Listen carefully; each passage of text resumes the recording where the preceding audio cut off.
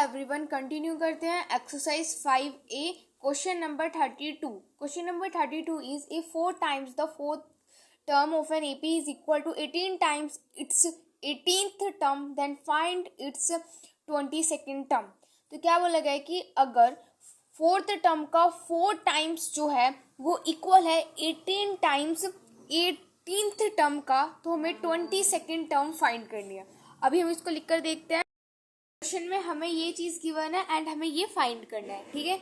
तो सबसे पहले इसको थोड़ा सा ओपन कर ले, तो ये हो जाएगा 4 एंड A4 को मैं क्या लिख सकती हूँ, A प्लस में 3D is equal to 18 and A18 को मैं क्या लिख सकती हूँ, A प्लस में 17D। तो यहाँ पे लिख देते हैं A प्लस में 17D, ठीक है, ये लिख सकते हैं। उसके बाद हम इसकी अंदर मल्टीप्लाई कर देते हैं, तो 4 की मल्टीप्लाई A से करेंगे तो यहाँ पे हमारे पास हो जाएगा 4A एंड 4 की मल्टीप्लाई 3 से करेंगे तो कितना हो जाएगा 12।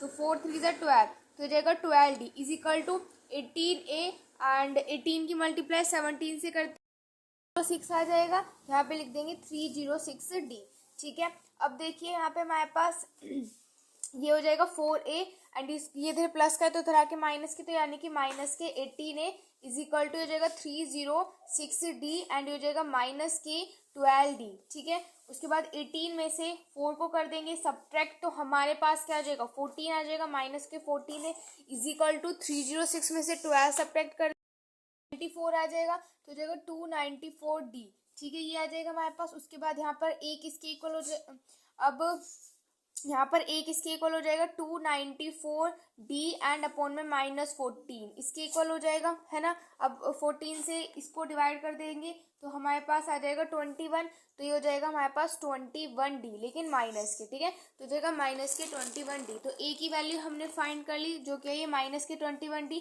अब हमें A22 फाइंड करना था, तो ये किसके इक्वल होता है, A प्लस में 21D के इक्वल होगा। तो A की वैल्यू हमारे पास क्या है, डेट इज माइनस के 21D एंड ये क्या है प्लस के 21D, तो प्लस माइनस कैंसिल हो गए तो हमारे पास क्या आ गया 0, तो यानी कि 22 टर्म जो है AP की वो क्या है 0। Question number 33 is if 10 times the 10th term of an AP is equal to 15 times the 15th term, show that is 25th term is 0। तो क्या बोला गया कि अगर 10th टर्म का 10 टाइम्स जो है वो इक्वल है 15 टाइम्स 15th टर्म का, तो यहाँ पे हमें ये शो करना है कि जो 25th टर्म है वो 0 है।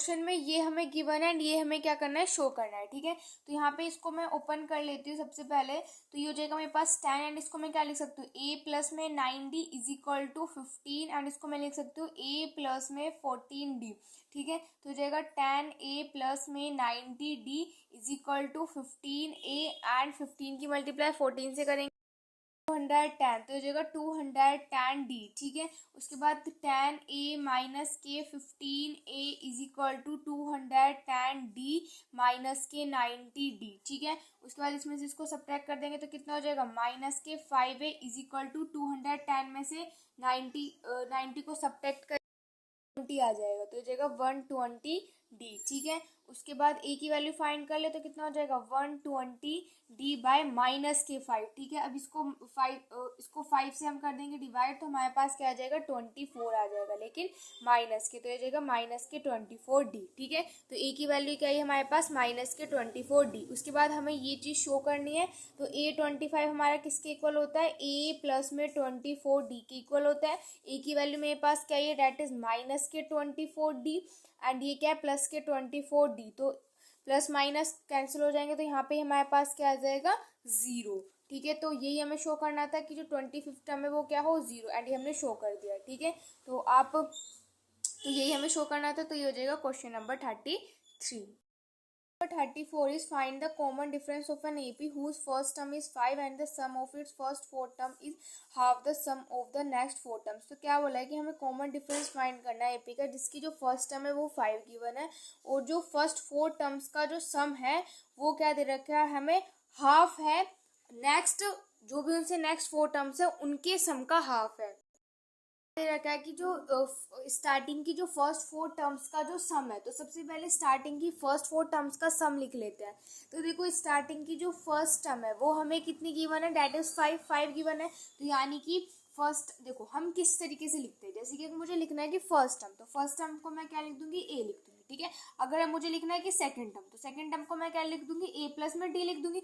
अब मुझे लिखना है थर्ड टर्म, तो थर्ड टर्म को मैं क्या लिखूंगी, ए प्लस में 2d लिख दूंगी। ऐसे अगर मुझे फोर्थ टर्म लिखना है तो मैं क्या लिख दूंगी, ए प्लस में 3d। तो मैं इस तरीके से क्या कर दूंगी, टर्म्स को लिख दूंगी, ऐसे ही लिखते हैं हम, ठीक है। अब उसके बाद बोला क्या गया है क्वेश्चन में कि जो फर्स्ट की फर्स्ट 4 टर्म्स का हमें सम जो है वो गिवन है। तो देखो फर्स्ट 4 टर्म्स का सम क्या हो जाएगा, तो फर्स्ट टर्म यानी कि ए, तो ए तो हमें क्वेश्चन में गिवन है, दैट इज 5, ठीक है। उसके बाद सेकंड टर्म, तो सेकंड टर्म क्या होगी मेरे पास, ए प्लस में डी, तो डी तो मुझे गिवन ही नहीं है, तो डी को तो मैं डी लिख दूंगी एज इट इज, ठीक है। यानी कि मैंने यहाँ पे कॉमन डिफरेंस को डी मान रखा है, ठीक है।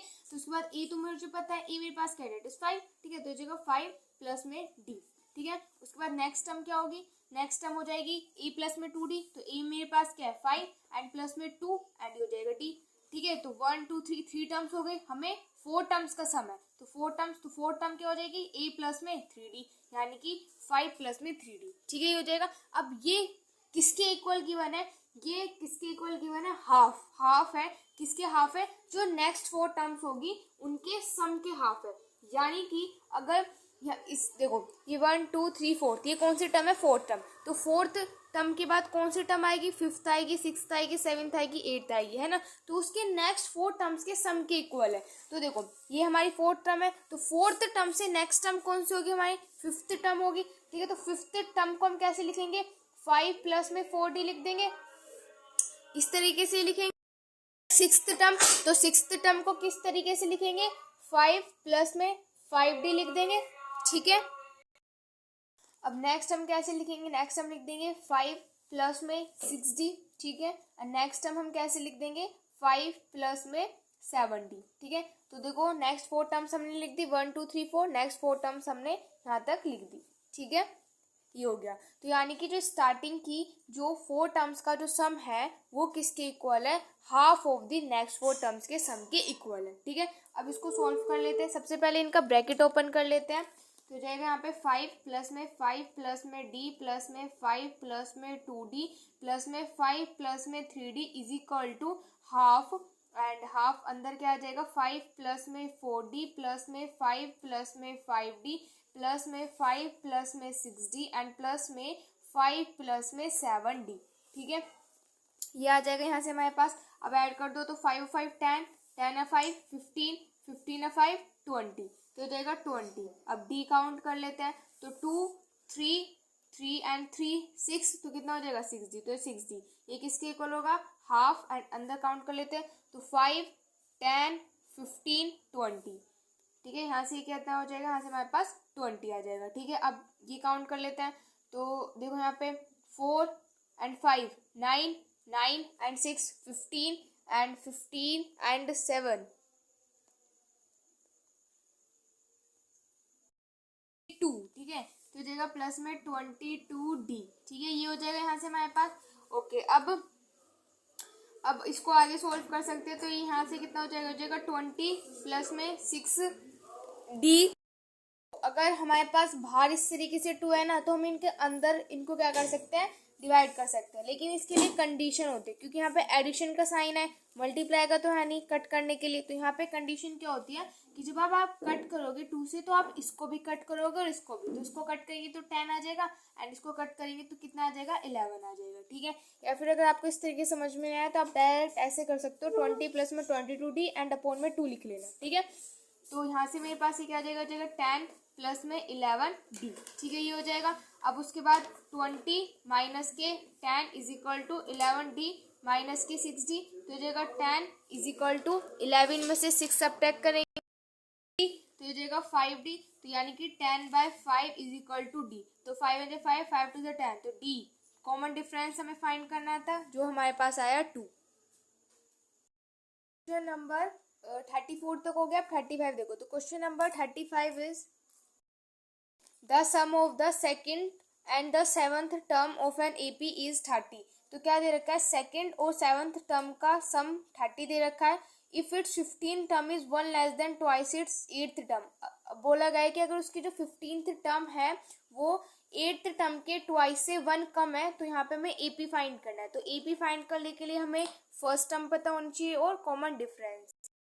क्वेश्चन में हमें क्या गिवन है, सेकेंड टर्म और 7th टर्म का जो सम है वो हमें कितना गिवन है, दैट इज 30, ये हमें गिवन है। उसके बाद आगे हमें और क्वेश्चन में क्या गिवन है, 15th टर्म, तो उसकी जो 15th टर्म है वो ट्वाइस ऑफ 8th टर्म से 1 कम है। ठीक है, ये दोनों चीज हमें गिवन है। अब हमें क्या फाइंड करना है, एपी फाइंड करना है। तो इसको मैं क्या लिख सकती हूँ, ए प्लस में डी, इसको मैं क्या लिख सकती हूँ, ए प्लस में 6d इज इक्वल टू 30। तो ये कितना हो जाएगा 2a प्लस में 7d इज इक्वल टू 30। ठीक है, उसके बाद यहाँ से ये हो जाएगा हमारे पास, इसको इतना ही रहने देते हैं, अब इसको सॉल्व कर लेते हैं। तो इसको हो जाएगा यहाँ पे a प्लस में 14d and is equal to 2, and ये मेरे पास क्या हो जाएगा 8 को हम क्या लिख सकते हैं, इसको हम लिख सकते हैं a प्लस में 7d एंड ये हो जाएगा यहाँ पे हमारे पास माइनस के 1। सॉल्व कर लेते हैं, तो ये तो a प्लस में 14d as it is and ये हो जाएगा 2a प्लस में 14d एंड हो जाएगा माइनस के 1। ठीक है, तो यहाँ पे हमारे पास देखो, ये तो यहाँ पे हो गया 14d एंड 14d, ये दोनों तो कैंसिल हो जाएंगे। ये हो जाएगा a माइनस के 2a is equal to minus के 1, तो ये हो जाएगा यहाँ पे माइनस के a is equal to minus के 1, माइनस से माइनस कैंसिल हो गया, तो a की वैल्यू हमारे पास क्या आ गई 1। ठीक है, तो a की वैल्यू 1 आ गई, वो पुट कर दें, तो a यहाँ पे हमारे पास 1 आया, प्लस में 7d इज इक्वल टू 30, तो जगह 2 प्लस में 7d इज इक्वल टू 30, तो 7d इज इक्वल टू 28, तो d इज इक्वल टू 28/7 यानी कि 4। तो कॉमन डिफरेंस कितना आ गया, यहाँ से हमारे पास 4 आ गया। ठीक है, तो फर्स्ट टर्म भी आ गई, कॉमन डिफरेंस भी आ गया, तो एपी क्या बनेगा 1, 1 में 4 ऐड कर देंगे तो क्या आ जाएगा 5, 5 में 4 ऐड कर देंगे तो 9। ठीक है, तो इस तरीके से हमारा एपी है, इस तरीके से जो हमारा एपी है वो कंटिन्यू चलते रहेगा। ठीक है, तो ये हो जाएगा क्वेश्चन नंबर 35।